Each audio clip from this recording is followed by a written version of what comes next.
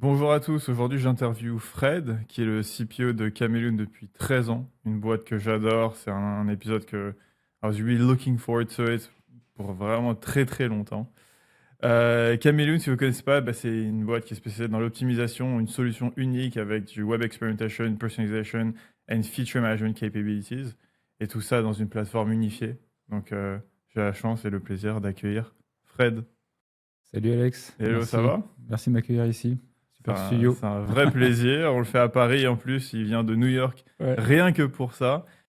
Et pour la petite anecdote, je connais Fred depuis maintenant pas mal d'années. C'est quelqu'un que j'admire honnêtement. Il a un rôle qui est incroyable. Il fait des choses incroyables. C'est un CPO que je dirais qui est hands-on pour moi. Et donc, c'était vraiment un épisode que je voulais faire. Avant même peut-être de commencer, si tu pouvais réintroduire peut-être Cameloun avec tes mots et finalement ce que tu fais là-bas, ça pourrait être cool pour l'audience. Ouais, bien sûr. Ouais. Donc Camelon, c'est une solution d'expérimentation. Donc on est connu pour avoir on va dire un set de fonctionnalités pour à la fois les équipes marketing, CRO dans son ensemble, mais aussi produit.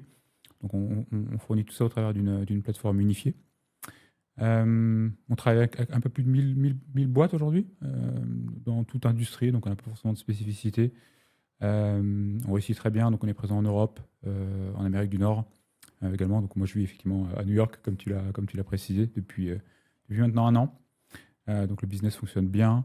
On est une boîte qui grandit d'une façon stable depuis ses débuts. Donc on a tout digit, comme on le dit, croissance. Et Nice. on le fait d'une façon profitable depuis les débuts. Euh, donc ouais, notre mission, c'est on va dire, de rendre la B-testing, l'expérimentation dans son ensemble accessible à tous. Et donc pour ça, effectivement, comme tu l'as précisé, on a des solutions d'A/B testing classique, mais aussi de feature management et d'expérimentation pour des équipes produits qui mettent l'expérimentation au centre de leur développement produit. On va pouvoir rentrer dans la plateforme Camion un tout petit peu après, mais et finalement, quel est ton rôle là-bas? Donc, en tant que CPO, c'est tu diriges tout le produit, tu décides de toutes les features, tu dis du jour au lendemain, on transitionne tout sur l'IA, comment ça se passe? Ouais, on fait ça évidemment conjointement avec mon CTO, qui est aussi le fondateur de la société. Je dirais que ouais, moi, j'ai pas une trajectoire classique dans le monde du produit, mais comme je pense la plupart des personnes qui terminent dans le produit, j'étais en charge historiquement des activités CS, donc Customer Success, chez Camelun pendant la première partie de ma carrière chez Camelun. Et ensuite, mon CEO m'a proposé le rôle de CPO. Et je pense que il a vu, et puis c'est des choses que je commence à voir aussi maintenant, c'est qu'un bon CPO, c'est pas juste de l'expertise technique et produit. Évidemment, tu as besoin de ça pour avoir la trust, la confiance en interne, des équipes commerciales, des équipes CSM.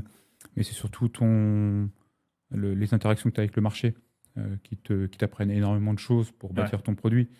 Si moi aujourd'hui je suis aux US, c'est essentiellement pour ça, parce que les marchés sont quand même différents de ceux de l'Europe, donc ça permet d'écouter un petit peu les différences et puis de bâtir une roadmap ou des fonctionnalités pour le futur. Parce que c'est important évidemment d'écouter ses clients, mais si j'écoutais que mes clients, j'innoverais pas aussi rapidement que ce que je peux faire aujourd'hui en étant proche des clients. Donc je pense que c'est pour ça que le rôle m'avait été proposé à l'époque, c'est que j'ai cette double facette un peu commerciale, hands-on sur le marché, mais aussi sur le produit et l'expertise technique. Mais je trouve ça super cool, parce que je trouve que c'est une façon d'approcher genre très américaine. Moi, je voyais quand j'étais à San Francisco à l'époque, mon rêve au bout d'un moment, c'est de devenir PO. Mais PO, c'était pas un rôle à la sortie de l'école comme ça où tu devenais Ouais, peut-être chef de projet du transitionné, c'était tu avais peut-être été solution engineer pendant 6, 7, 8 ans et ensuite parce que tu avais développé cette empathie envers tes utilisateurs. Alors, solution engineer, c'est plutôt côté pre-sales, mais post-sales, finalement, tu faisais un peu la même chose, c'est juste que le contrat avait déjà été signé en tant que CSM. Tu as collecté tout ce feedback, tu as eu une grosse expérience du marché, ce que les gens aiment, ce que les gens n'aiment pas. Et maintenant, tu le traduis, j'ai l'impression, aux équipes engineering ou autres, en tant que PO, PM, Head of Product. Et j'ai toujours trouvé cette différence genre assez probante et finalement même une différence assez notoire quand tu vas maintenant développer ton produit ou quelqu'un qui a été qui a géré des backlogs peut-être pendant 10 ans et qui passe CPO, c'est pas du tout la même chose que le CPO qui en fait était au contact de ses clients pendant 10 ans et maintenant essaye de résoudre leurs problèmes. ouais, Ça rend le truc quand même beaucoup plus humain, j'ai l'impression. Si on devait maintenant parler un tout petit peu de ce que vous faites plus précisément à Caméléon, bien sûr c'est l'expérimentation. Ça va faire quoi? Ça va faire 10-15 ans que maintenant la boîte existe. Si on devait redessiner ensemble un peu la timeline de l'expérimentation, c'est un truc que je voulais vraiment faire avec toi parce qu'il n'y a pas beaucoup de gens qui ont autant d'expérience dessus. Comment tu dirais que le marché a évolué? Est-ce que tu dirais que peut-être tu es un peu déçu par la taille du marché ou le marché itself?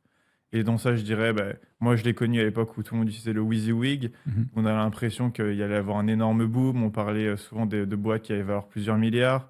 Finalement, ensuite, le marché s'est un tout petit peu réduit, est parti ensuite vers la personnalisation. Ensuite, est parti vers, comment ça s'appelle, tout ce qui est server-side. Maintenant, on voit qu'il y a une grosse brèche côté IA qui se développe. Comment tu redesignes tout ça, toi? Ouais, je dirais qu'il y a eu trois étapes. Donc, il y a l'étape après 2010, donc au moment où la société Camilon a été créée. Mais comme d'autres sociétés, il y a eu ouais, des boîtes américaines comme Optimizely qui ont été créées, VWO qui est une boîte indienne. Et puis, je pense que l'objectif à ce moment-là, c'était de rendre l'A/B testing simple et accessible. Parce qu'avant, tu étais obligé de passer par des équipes techniques, des agences pour mettre des A/B tests. Et on avait des boîtes qui n'existent plus aujourd'hui, Google Optimize, qui leadaient le marché. Oui, ces boîtes-là ont disparu parce qu'en 2010, effectivement, on est venu un peu disrupter l'habituel, la normalité, on va dire, au sein de l'A/B testing. Donc, on est arrivé avec des solutions plus simples, des WYSIWYG, comme tu l'as dit, qui sont des éditeurs graphiques qui permettent à des équipes marketing de faire des changements simples. Donc, ça, c'était 2010.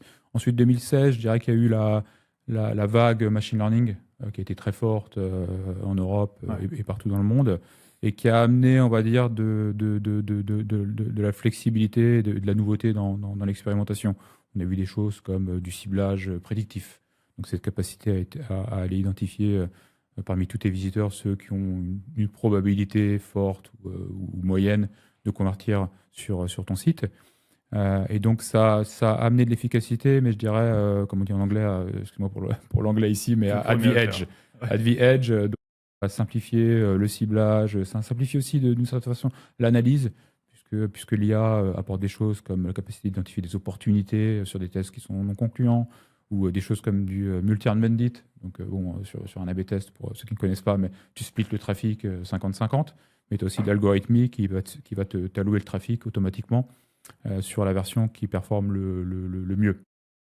Donc ça, c'est du multi-earned bandit. Après, tu as du contextual bandit, où là, pour le coup, l'idée, c'est plus d'aller vers de la personnalisation, où tu vas pousser la variation 1 à ceux qui préfèrent la variation 1, la variation 2 à ceux qui préfèrent la variation 2, etc. Donc ça, c'était 2016. Et après, quand même, il y a eu beaucoup de complexité aussi dans le monde du web. La plupart des sites sont maintenant ultra dynamiques, ultra complexes, à un point où l'éditeur graphique est quasiment, je dirais, useless Ouais, bien sûr. en anglais. L'efficacité moindre, le moindre changement devient un cauchemar. Les choses que tu faisais en 2010, comme des changements de texte, sont plus forcément aussi simples maintenant. Et donc effectivement, il y a eu la wave, on va dire, GenAI, qui est apparue, je pense, 2021. Et donc, on a vu des choses pareilles qui, on va dire, amenaient de la simplicité ou un côté playful aussi à la solution.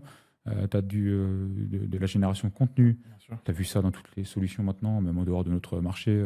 Tu prends un contenu, tu génères des versions alternatives. C'est sympa, mais ça, c'est pas ça qui fait que tu vas générer des tests plus efficaces, plus performants. Et je dirais que le tipping point qu'on a maintenant, et ça crée, je pense, une rupture par rapport à, comme on l'a vu en 2010. C'est la vague, je dirais sur les 12 derniers mois, on a vu cette vague de vibe coding. Donc, qui sont des outils qui permettent à n'importe quelle personne C'est dingue, de c'est décrire dans un langage naturel ce que tu veux, ton idée. Et ensuite, tu as une IA qui vient te créer ou t'aider à créer en tout cas cette idée. Donc, tu arrives à un prototype que tu peux tester ensuite avec certains de tes utilisateurs. Donc, c'est énorme en tant que CPO. Tu vois ce truc-là, tu te dis, au lieu d'attendre des mois pour créer un prototype, allez, en 1 heure, tu as un prototype que tu peux tester avec tes clients et tu es plus sur un Figma que tu montres Ouais, ouais. à ce moment-là. Et pourquoi je parle de ça? Parce que quelque part, c'est très lié à l'expérimentation, parce que du coup, ça amène les équipes produits à tester ces prototypes. Mais un prototype, c'est bien, mais tu vas le tester qu'avec un certain nombre de tes utilisateurs. Et on sait ce que ça vaut, ça te donne des signaux, c'est sûr, mais en fait, tu sais jamais vraiment ce qui va se passer tant que tu n'as pas poussé ta fonctionnalité en production à tous tes utilisateurs. Et donc, nous, on a amené récemment une innovation, je pense qu'on aura peut-être l'occasion d'en parler, qui permet à nos clients de faire le parallèle et de faire du vibe expérimentation. Donc, tu as une idée, tu veux la tester, tu vas pouvoir la décrire dans un langage naturel, et ensuite, une solution comme Camelon va te créer cette version alternative depuis son site web. Et l'avantage, c'est que tu vas pouvoir tester ça à grande échelle avec tous tes utilisateurs. Donc, c'est un game changer parce que tu vas pouvoir tester beaucoup plus de choses. Aujourd'hui, je pense que là, tu parlais tout à l'heure de déception par rapport au marché. Je pense qu'une des déceptions, c'est que, en fait, quand tu regardes les 10 dernières années, bah, en moyenne, et tout pays confondu, hein, donc on regarde des stats de notre côté, tu es en moyenne à 2-3 A/B tests par mois. Ouais.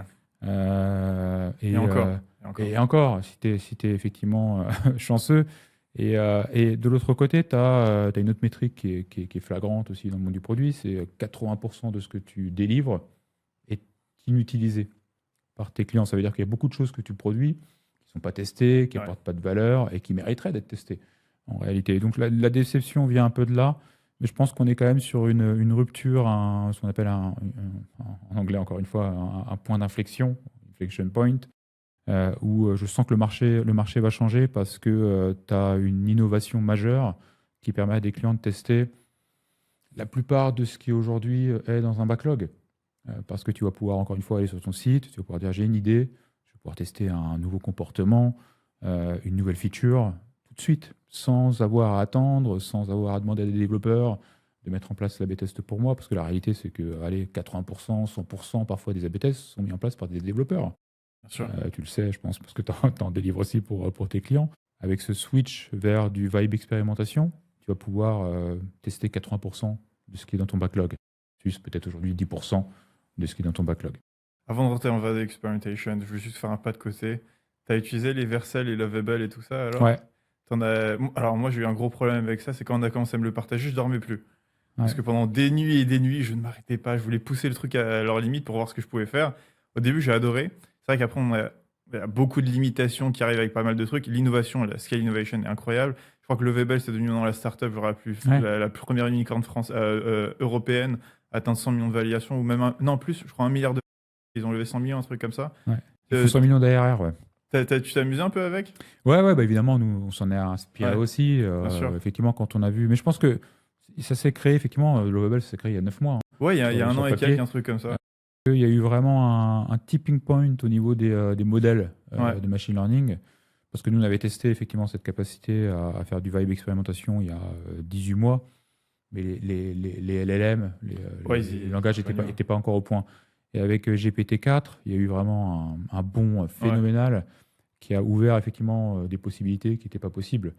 Moi, je dis toujours qu'en un an, tu vois, l'IA a créé un point d'inflexion dans toutes les industries, carrément. et pas que l'expérimentation. Ce que tu pensais irréalisable il y a même pas 9 mois est totalement réalisable aujourd'hui. Bien sûr. Donc c'est pour ça qu'on a mis un énorme investissement là-dessus dans le produit pour sortir cette solution qu'on C'est appelle prompt-based ouais, expérimentation, qui permettent de faire ce que fait PBX. Lovable, mais Ouais. depuis ton site web. C'est là où je veux rentrer avec toi sur le sujet. Juste avant, je voulais parler d'un truc. Si on revient au marché global de l'expérimentation, j'ai l'impression qu'il y a deux directions en ce moment. Il y a une direction que vous aviez pris, vous, il y a quelques années, ce que je trouvais extrêmement Ouais, précurseur dessus, c'était tout ce qui était data warehouse, ouais, où on le voit pas mal, j'ai envie de dire, embodied par des nouvelles boîtes, genre Epo, qui s'est fait maintenant racheter par Datadog. On voit Statsig qui s'est fait racheter par OpenAI, et j'ai l'impression qu'ils prennent un axe. Alors, si je vous mets tous dans la même bubble, on va dire, dans le même groupe, bah, ces boîtes-là partent vers plus ce modèle data warehousing, ou même à servir des boîtes qui sont extrêmement, extrêmement tech, mais je les trouve toujours très éloignés de la promesse de base qui avait fait que notre milieu valait des milliards. C'était un peu la promesse d'Optimizy, j'ai envie de dire, au tout début, c'était cette notion de permettre aux marketeurs de tester tout n'importe quand, n'importe comment, enfin super facilement avec le WYSIWYG. Finalement, comme tu disais, le WYSIWYG a vachement atteint ses limites très rapidement.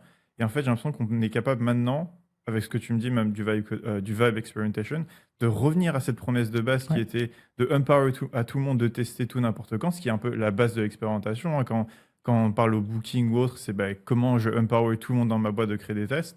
Finalement, de revenir de cette promesse de base et de le simplifier à mort avec finalement le vibe coding, c'est plus vous la direction que vous prenez, ou j'ai l'impression, en tout cas, où vos efforts sont faits. Vous êtes un peu les seuls pour l'instant à vraiment avoir été vocaux dessus. Je vois un tout petit peu optimisé avec Opal, mais ils sont peut-être moins transparents sur leur techno. Et donc, ça, je trouve ça super intéressant. Super intéressant. Je sais pas si tu as le même constat que moi, finalement, où l'industrie se split peut-être aussi en deux. ouais. C'est totalement la vision que j'ai aussi. Je pense que effectivement en 2018, On a vu un marché qui s'est splitté un petit peu. Euh, le marché historique de l'A/B testing, c'est quand même des équipes marketing, des équipes Ouais, CRO.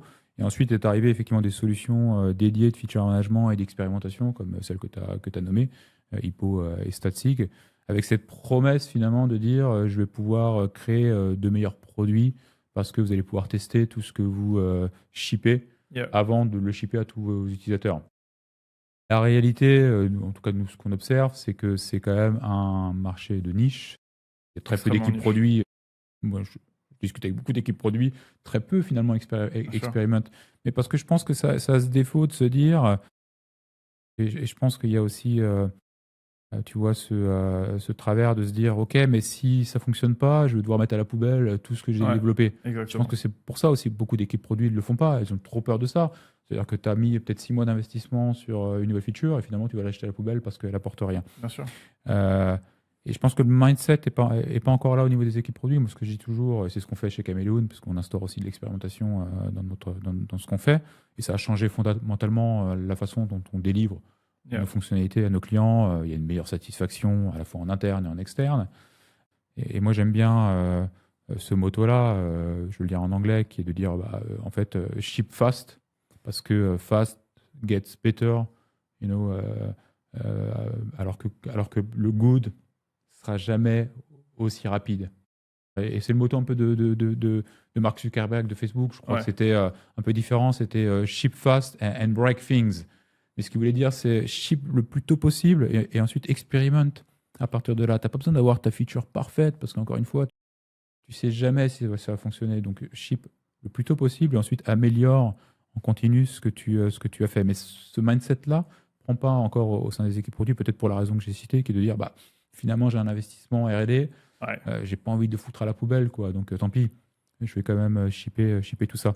Et ça split un petit peu le marché de par les défauts qu'on a eu effectivement avec l'éditeur graphique, qui est encore une fois de moins en moins utile.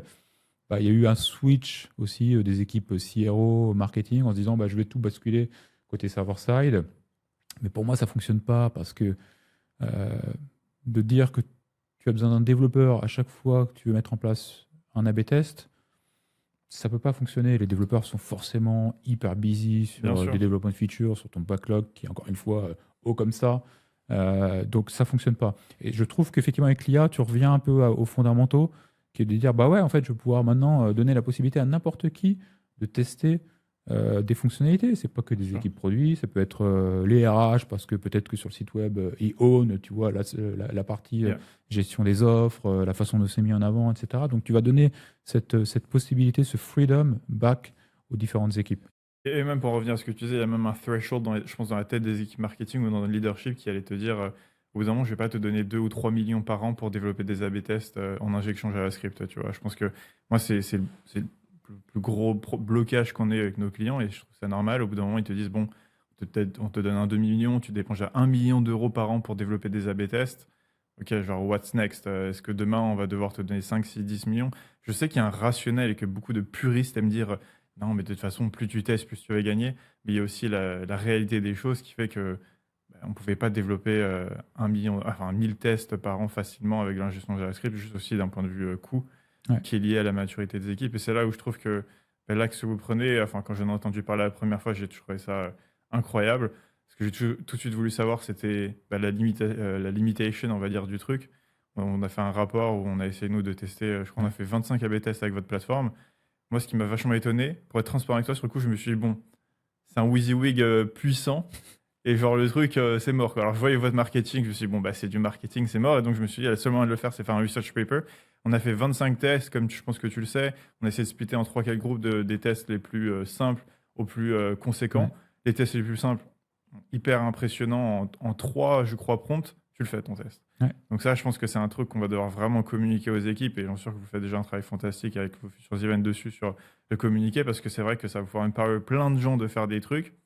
Et on a vu, je crois, jusqu'au texte les plus complexes, ça faisait jusqu'à 67% ish du test, parce que bah, bien sûr, tu vas rentrer dans des trucs du style, bah, le design system n'est pas parfaitement respecté, des Ouais. choses comme ça. C'est difficile parfois. Moi, j'ai trouvé ça difficile d'expliquer à une IA bah, parfaitement ce que tu veux. Et c'est vrai que finalement, je me retrouve avec les mêmes limitations que j'ai sur un Lovable Ouais. ou sur Vercel.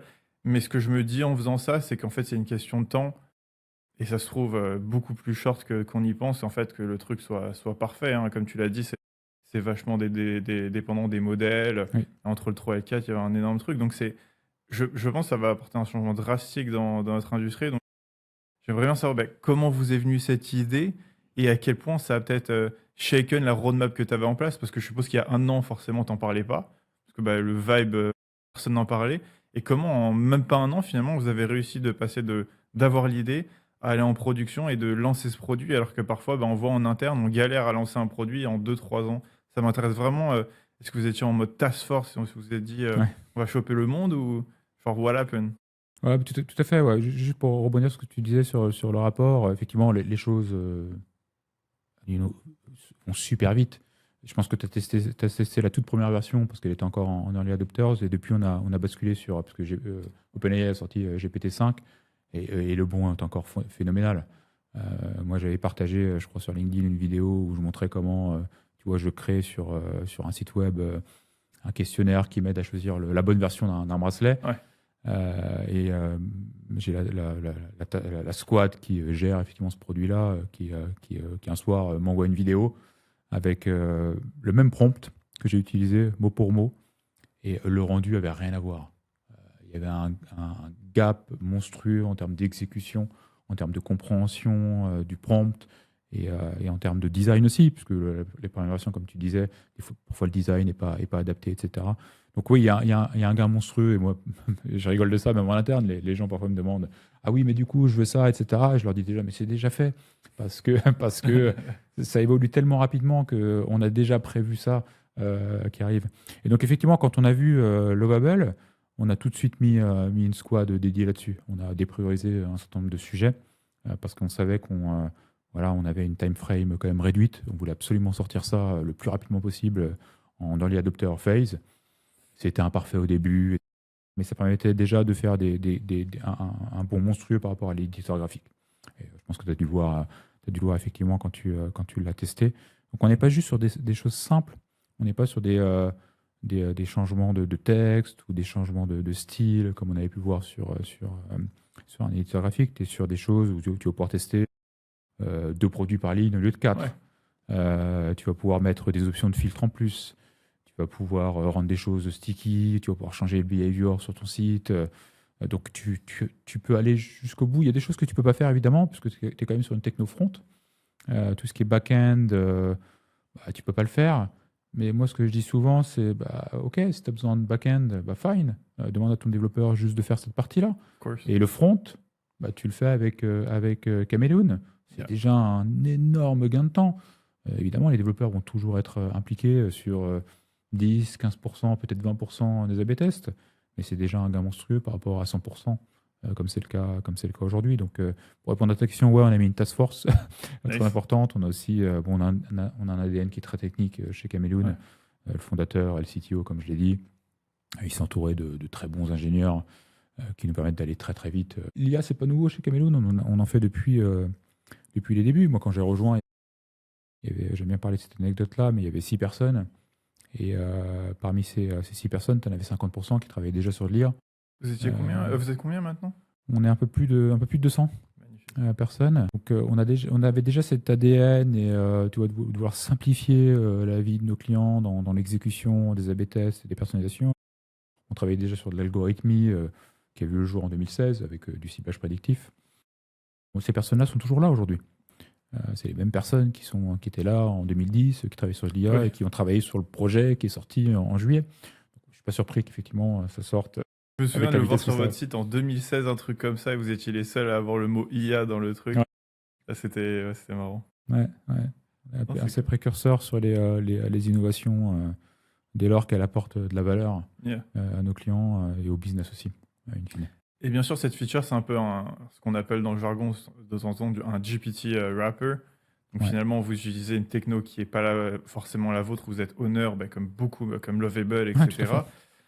Est-ce que c'est quelque chose qui, toi, te fait peur en tant que CPO, ou même, je sais pas, même d'un point de vue budget, est-ce que demain, ils te disent, parce qu'on voit maintenant le prix qui augmente pas mal, on voit les meilleurs modèles qui coûtent, je crois, 200 ou 400 dollars par mois pour l'utilisation personnelle. Est-ce que c'est peut-être quelque chose qui fait peur, ou pour l'instant, vous êtes juste, on fait confiance à cette techno, on se dit qu'on est partenaire et qu'ils vont, je sais pas bloquer nos accès demain ou etc. Parce que moi, j'ai eu pas mal de discussions autour de Lovable d'investisseurs-ish qui se Ouais. disaient, mais what happens si demain, genre, ChatGPT veut faire la même chose et ils sont juste capables de bloquer finalement l'accès à ChatGPT X à Lovable et faire leur propre plateforme. Demain, il n'y a plus de Lovable, quoi. Ouais, tout à fait.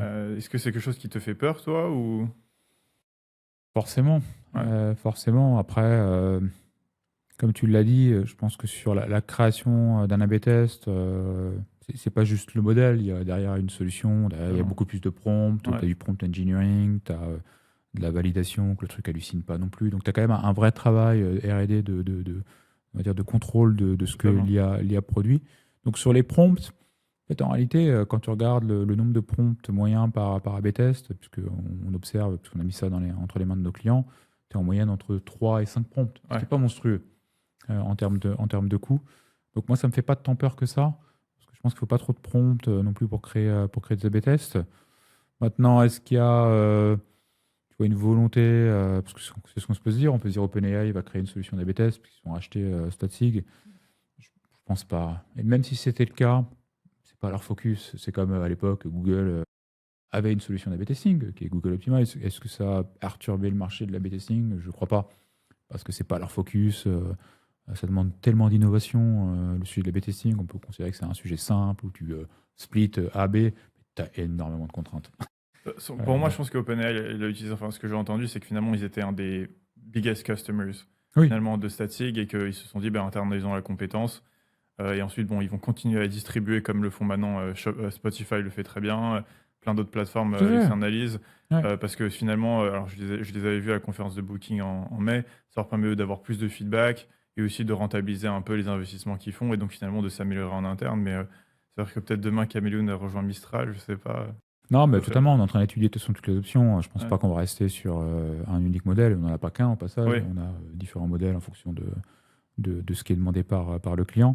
Par contre, ça, c'est pas transparent pour le client. C'est pas le client qui choisit son modèle, c'est vous Non, qui gérez tout. Ouais. non, parce que nous, on n'y croit pas forcément à ça, Ouais. parce que le client ne saura pas trop quel modèle choisir. Finalement, il va se dire, bah, ok, mais quel modèle je choisis? Et puis, même quand tu regardes OpenAI, je pense qu'ils ont fait un step back là-dessus, sur la dernière version. Avant, tu avais plein de modèles que tu pouvais choisir. Maintenant, je crois qu'il n'y en a plus que deux. Parce que je pense que les gens ne savent pas, Bien sûr. quelque part, quel modèle choisir. Non, par contre, après, ce qui est important, c'est de choisir le bon modèle. Je pense qu'il y a un modèle, tu vois, qu'on utilise pour de la génération d'images. Il y a des modèles que tu vas utiliser pour la compréhension du prompt, pour la génération des spécifications. Donc, on a différents outils, finalement, qui dialoguent entre eux dans Chameleon. Et je pense qu'on regarde effectivement quel modèle est le plus pertinent en fonction de l'outil. Et c'est là où ça transmet sur ma prochaine question, en fait.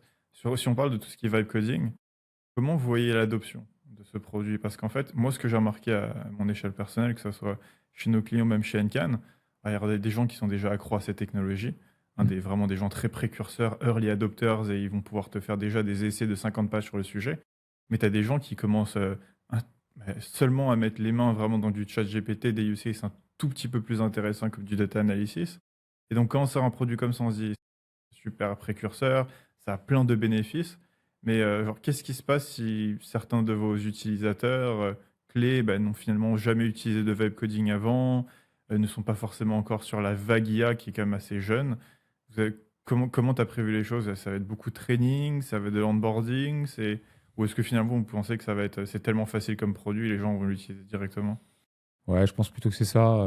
En fait, c'est ce qu'on observe. Quand une fois on a mis ça sur le marché en juillet, en early adopters, on a eu énormément de demandes. Donc c'était un invite only, donc on a eu énormément de demandes. On a ouvert ça. Après, il y a eu un peu de training des équipes sales, juste pour expliquer un peu la philosophie de cette solution-là, qu'est-ce qu'elle apportait. Parce que je pense que comme la plupart, quand ils voient ça, ils se disent, OK, mais est-ce que c'est le nouvel éditeur graphique, etc. Moi, je ne crois absolument pas que ce soit le cas. Donc il y a un côté un peu playful. Les clients adorent, très honnêtement. Ouais, C'était assez rigolo parce que on avait prévu une période de 30 jours et au bout de 30 jours, ça s'arrêtait.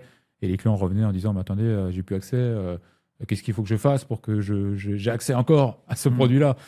Donc on s'est dit, c'est bon, c'est l'outil qu'il nous faut. Et là, on est back sur Ouais. la promesse de 2010, qui est finalement de se dire, OK, tu as quelque chose qui est unpluggable, qui est qui apporte de la valeur et que les clients aiment bien jouer avec. Et c'est ça qui rend le truc super exciting, tu vois, cette valeur de 2010, parce qu'on s'était un peu essoufflé avec le server-side Ouais. testing, parce que on touchait beaucoup moins de monde. La perso, c'était la même chose, mais là, on repart sur, ok, on peut parler à n'importe qui dans une boîte et lui dire, t'as un problème, viens, je t'explique comment tu peux le tester de ton côté pour améliorer le truc. Je trouve ça super intéressant. Ouais, puis encore une fois, je pense que ça ouvre en plus le périmètre. Je pense que sur l'éditeur graphique, ça touchait que des équipes non techniques, marketing, etc. Mais là, en fait, nous, ce qu'on voit, c'est que tu as des développeurs qui utilisent aussi cet outil-là, parce qu'aujourd'hui, parfois, tu as des développeurs qui sont tu vois, les principaux interlocuteurs, les principaux utilisateurs de notre solution, et qui ont utilisé des outils de vibe coding avant qu'on sorte ça. Ils étaient déjà en train d'utiliser des outils de vibe coding pour créer le code et ensuite le mettre dans Camelon. Et quand ils ont vu qu'on a sorti ça, ils se sont dit, OK, c'est génial, parce qu'en plus, derrière, évidemment, ça utilise tout le moteur de Chameleon, les API qui vont bien pour que tu n'aies pas d'effet de scintillement, de flicker sur les A/B tests. J'étais assez surpris de voir effectivement que les développeurs étaient aussi un des premiers utilisateurs finalement de cette solution-là, parce que ça leur fait gagner 80% du temps. Yeah. Derrière, ensuite, ils vont aller regarder le code, ils vont adapter, mettre le web service là où il faut, et tu as généré ton test en 3 heures et non pas jour, comme c'est le cas aujourd'hui. Les équipes PM, moi j'en attends beaucoup des équipes PM aussi, parce que je pense qu'elles vont pouvoir tester aussi beaucoup des idées qu'elles ont. Tout n'est pas de la nouvelle feature, tout n'est pas des features qui nécessitent du back-end, etc. Donc les équipes produits vont pouvoir tester directement une grosse partie de leur backlog avant d'engager des développements. Tu vois, de la feature, avant d'engager des développements avec du feature flag. Pour moi, les deux fonctionnent ensemble. Évidemment, tu vas tester en avance de phase Ouais. avant d'engager des ingénieurs. Et ensuite, une fois que tu as la preuve que ça apporte quelque chose, que tu as ton learnings, à ce moment-là, tu engages des équipes de développement qui, elles, vont ensuite basculer sur du feature management pour être sûr qu'il n'y a pas de bug en production, des façons contrôler progressivement ta release. Donc moi, je pense que les deux vont fonctionner conjointement versus c'est soit l'un, soit l'autre, comme le marché s'est un peu divisé aujourd'hui, pour de bonnes et de mauvaises raisons. Et j'en arrive à ma dernière phase de questions. Ouais. Vous êtes très fort déjà côté data. Mhm. Vous êtes très fort côté intégration avec d'autres third parties. Vous êtes très fort sur tout ce qui est segment, etc. Et maintenant, vous devenez très fort sur la partie vibe coding. Je ne sais pas si tu vois où je veux en venir. Si on fusionne tout ça, c'est je suis capable d'aller chercher des informations chez mes petits copains, les Content Score et les Google Analytics. Je suis capable de les analyser et targeter sur Chameleon. Chameleon est capable de développer mes tests. À quel moment on se retrouve avec un agentic IA Chameleon qui en fait me remplace moi et donc je dois chercher autre chose à faire. Est-ce que c'est... forcément, je pense que vous avez déjà eu ces conversations. Je pense que J'en ai tous les jours. si je ferme les yeux, en tout cas, je vois toutes les pièces du puzzle déjà présentes chez vous. Et en plus, je trouve ça assez cool parce qu'il n'y en a pas beaucoup des acteurs qui ont déjà toutes ces pièces qui sont pas forcément réunies tout de suite, mais qui peuvent être réunies. C'est genre, what's the next step for you guys? C'est une bonne question. Effectivement, là, on s'est concentré sur le build parce que c'est l'étape qui est perçue comme la plus compliquée, la plus difficile, celle qui ralentit tout le process. Mais tu as effectivement la phase d'idéation, la phase de configuration, qui tu vas cibler, quelle métrique tu veux suivre, et la phase d'analyse. Et nous, on travaille sur les 4 sujets aujourd'hui. On a déjà, dans la version actuelle, tu peux déjà générer des idées. Si tu n'as pas d'idée, tu arrives sur une page, tu dis suggère-moi des idées, je veux optimiser tel indicateur. Et donc, l'IA va te générer des idées. Ensuite, tu check et puis ça implémente pour toi. Mais aujourd'hui, on n'utilise pas forcément de données pour backuper ça. On est en train de travailler dessus. Et c'est ce qui fait peur, effectivement, pas mal de nos petits copains et partenaires. Mais pour moi, c'est, on va dire, la direction naturelle, malheureusement, des solutions d'A/B testing. On est obligé de venir avec des idées qui ne sont pas occupées par de la data. Mais je pense que ce n'est pas la même data que la plupart des solutions d'analytics ont ou que les agences vont amener. Nous, ce qu'on amène, c'est l'historique, c'est une décennie d'A/B test. Donc, on va pouvoir dire, telle idée, elle est bien parce que elle a été déjà testée par d'autres clients dans la même industrie. Voilà les outcomes qui en sont sortis. Donc, ça donne une idée de priorisation. Maintenant, ça ne va pas te dire, bon, il faut tester ça parce qu'il y a un problème sur ton site. Moi, je n'ai pas cette donnée-là que Yeah. les solutions d'analytics ont. Et c'est pour ça qu'on crée des partenariats avec des solutions comme Content Square qui vont, je te l'annonce en avance de phase, qui vont sortir effectivement cette capacité à créer des tests en utilisant Camelun. Donc, eux, ils vont identifier des idées, ou en tout cas des points de friction dans leur solution. Ils vont générer des idées. Ils vont en faire un prompt, et ce prompt, ils vont le passer à Camelun de façon à ce que la B-test soit créée Nice. par Camelun. Donc ça devrait être annoncé, je pense, dans les prochaines semaines. Je ne sais pas encore s'ils le font qu'avec Camelun, mais en tout cas, voilà, ils se sont approchés de nous récemment sur ce sujet-là. Et je pense que la plupart des solutions analytics ont tout intérêt à faire ça. Bien sûr. Parce que si derrière, tu suggères des idées, mais que le client ne peut pas les mettre en place, ok, fine, mais ça ne permet pas d'aller jusqu'au bout. Donc je pense que ça va fonctionner quand même conjointement tout ça. Et après, l'humain quand même reste très Oui. important. Je veux dire, c'est lui qui va faire les trade-offs sur la valeur que la B-test a apportée. C'est lui qui va faire les trade-offs sur OK, qu'est-ce que je dois vraiment tester, quelle idée, quelle hypothèse. Ça, l'IA pourra jamais arriver sur quelque chose de cohérent, en tout cas pas maintenant. Peut-être dans les prochaines années, j'en sais Ouais. rien. Sur gérer les priorisations en là-dessus. interne aussi, tout Et ça. même sur l'analyse, bon, l'IA va pouvoir te dire ah ouais, là, il y a une opportunité de faire mieux, mais c'est pas elle qui va aller cruncher toute la donnée Bien que sûr. tu as. Et c'est pas elle qui a la compréhension de tes clients, de ton business, tu vois, de ce que tu as en interne aussi, parce que tu as forcément parfois des sujets internes qui vont pencher dans la balance dans ta prise de décision. Et donc, il n'y a pas toute cette information-là. Mais c'est sûr qu'elle va accélérer Totalement. certaines des étapes. L'idée, le build, c'est déjà là.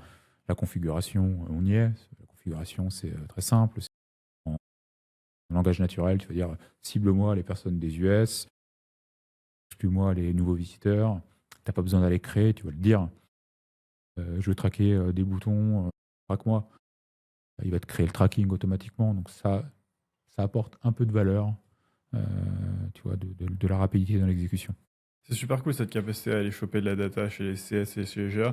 Et c'est vrai que j'avais pas pensé à que eux-mêmes vous passent un prompt. Parce que je me disais, bon, tout ce qui est partie Voice of Customer que vous avez aussi, bon, c'est assez facile de choper du feedback parce que bon, c'est quand même des feedbacks écrits par les utilisateurs, ça se comprend facilement. Mais quand on pense ensuite à tout ce qui est structure d'event dans un JAK, dans un CS, chacun a ses prompts custom dim, custom variables, et parfois c'est compliqué d'expliquer à l'IA la structure de notre data layer ou and so on. Donc c'est là où je me disais qu'il y avait peut-être une limite sur le court terme pour pouvoir vraiment facilement ingérer la Ah, tout à data. fait.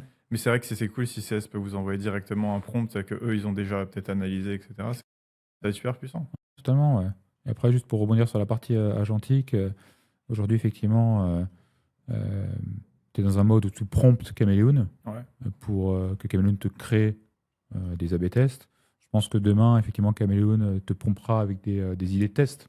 Donc, Caméléon, tu auras des idées de tests qui sont backupées encore une fois par de la donnée. Et pourquoi pas avoir la variation qui est déjà prête.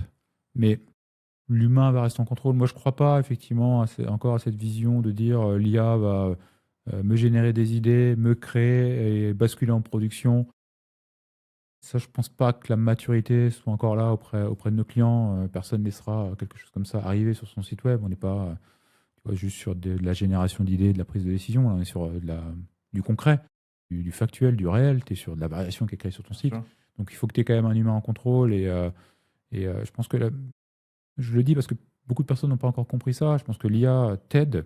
Elle a comme un assistant à t'aider à créer plus rapidement, plus facilement et à créer plus de ce que tu as dans ton backlog. Mais l'humain reste en contrôle. Le designer doit toujours checker que le design est bien cohérent, adapté au design system du site. Les développeurs vont s'assurer que le code est bien robuste, secure. Les data analysts vont s'assurer que la métrique elle est bien traquée, qu'il n'y a pas de bug sur la métrique, que je vais pouvoir en tirer des enseignements. Donc tout ça ne change pas finalement. Ce qui change, c'est la rapidité entre le moment où tu as une idée et la mise en production. Ça, c'est drastiquement réduit. Et c'est, je pense, que les clients cherchent, in fine. C'est j'ai une idée, je vais tester le plus rapidement possible et pas attendre des semaines, 2 sprints d'un développeur pour avoir mon idée qui est en production. Tu as perdu déjà un mois, et un mois, c'est énorme aujourd'hui dans le monde.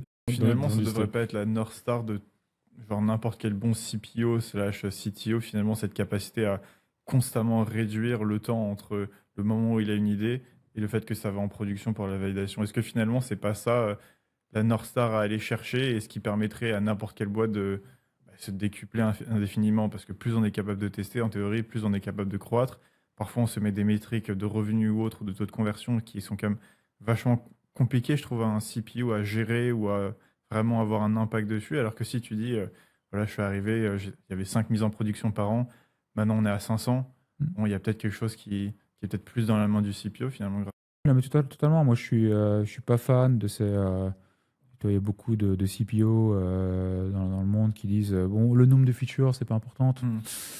Quand même, c'est assez révélateur, je pense, de ton organisation. Si tu n'es pas en capacité de shipper 100 features par an, en ayant tous les learnings qu'il faut et toutes les hypothèses, il faut que tout ça soit bien fait, effectivement, mais c'est quand même révélateur, symptomatique d'une organisation qui ne fonctionne pas. Donc moi, j'aime bien avoir les deux, c'est-à-dire shipper le plus possible, parce que plus tu ships, encore une fois, plus tu as des learnings. C'est comme ça que tu as des learnings. Si tu ships 5 features par an, fine, peut-être que finalement tu t'es pas gouré 100% du temps, mais est-ce que ça t'a apporté de la valeur pour ton business? J'en suis pas sûr. Donc plus tu ships, plus tu as des learnings. Et effectivement, l'IA vient fortement accélérer ça. Je pense qu'il y a beaucoup d'équipes produits qui aiment des outils comme le Bubble, parce qu'encore une fois, ils peuvent shipper beaucoup plus rapidement aussi. Tu as des OKR, toi? Tu regardes des métriques comme ça de ton côté ou pas forcément? Ouais, nous, en interne au sens organisation produit. Ouais, on regarde effectivement. En fait, nous on regarde l'impact que ça a sur l'usage de nos clients. Donc, on a une North Star métrique qui est le nombre de tests qui tournent en continu sur notre plateforme chaque jour. Et plus cette métrique croît, plus le business va bien, parce que tu as peut-être chopé plus de clients, mais plus les utilisateurs aussi actuels créent d'expérimentation. On suit cette métrique-là comme du petit lait sur le feu, et à tous les niveaux de l'organisation. Donc ce qui est bien, c'est que c'est une North Star qui est compréhensible par tous et qui est activable par tous, pas que les équipes produits, les équipes CS. L'objectif, c'est de s'assurer que l'outil est bien adopté en interne, bien utilisé, donc elle participe finalement à cette North Star métrique. Les sales, voilà, plus tu signes de clients, plus ta North Star métrique augmente. Les équipes produits, plus tu facilites tout ça, plus tu rends simple, et PBX, donc Prompt-Based Expérimentation, en fait partie. C'est cette capacité à générer plus d'expérimentation. Et on a vu un tipping point depuis qu'on a lancé ça en juillet, où aujourd'hui, en fait, le nombre de tests qui sont créés via de l'IA représente déjà 15% de tous les tests qui sont créés. Mais j'avais jamais vu ça en termes de feature adoption. J'ai toutes les features que j'ai pu faire par le passé depuis 6 ans, j'ai jamais eu autant une adoption. Donc 15% à date, et on a vu effectivement une chute drastique des tests éditeurs graphiques et même des tests code éditeur, puisqu'on a évidemment cette capacité-là aussi dans Chameleon. Donc on sait qu'on répond effectivement à un vrai besoin aujourd'hui avec cette feature-là et qu'elle participe à cette North Star métrique. Nice. J'ai une dernière question, mais j'ai pas eu la validation de la com. Peut-être me faire détester par Magali, mais ce soir, bien sûr, vous reveal un nouveau branding, etc. Ouais. Tu peux m'en dire un tout petit peu plus? Ouais, écoute, on pouvait pas. Ce que je peux te dire, c'est qu'on pouvait pas sortir effectivement un nouveau produit parce que ce nouveau produit passe en GA, donc en General Availability demain. Donc on fait notre événement Experiment Unite, comme tu le sais, dans lequel on va avoir 300 personnes réunies, quasiment le double de ce qu'on avait l'année dernière. Et donc on va annoncer effectivement un nouveau branding. Donc on ne pouvait pas avoir un nouveau produit, une nouvelle vision, un nouveau branding. Donc on va effectivement avoir un nouveau branding, un nouveau site web. Donc il y a beaucoup de choses qui vont changer demain. Ouais, ça a été une grosse année pour vous. Ouais, énorme. C'était même un très gros 3 derniers mois. Ouais, magnifique. Ouais. Merci beaucoup, frère. Je t'en prie, c'était un plaisir, Alex. Un vrai plaisir. Trop cool d'échanger. Super, merci à toi.